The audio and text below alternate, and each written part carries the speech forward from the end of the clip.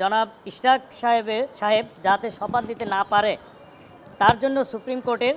একজন বিজ্ঞ আইনজীবী একটি রিট পিটিশন দায়ের করেন। এই রিট পিটিশনের শুনানির জন্য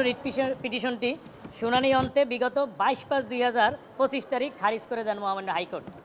উক্ত আদেশের পর জনাব সার্জিস আলম তাহার ভেরিফাইড ফেসবুক আইডিতে একটি পোস্ট দেন, যাতে তিনি লেখেন, মব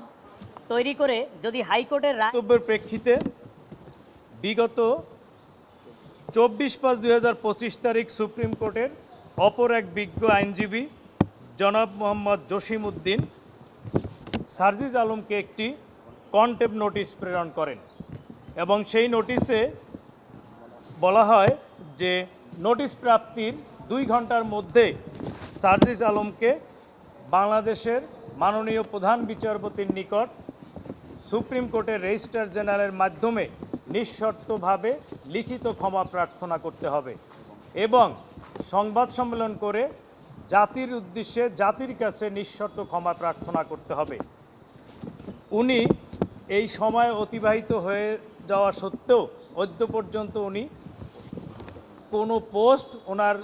ফেসবুক ভেরিফাইড আইডি থেকে ডিলিট করেন নাই এবং ক্ষমা প্রার্থনাও করেন নাই, যার প্রেক্ষিতে বিজ্ঞ আইনজীবী অ্যাডভোকেট মোহাম্মদ জসিম উদ্দিন আজকে মহামান্য হাইকোর্ট বিভাগে একটি কন্টেম্প পিটিশন দায়ের করেন।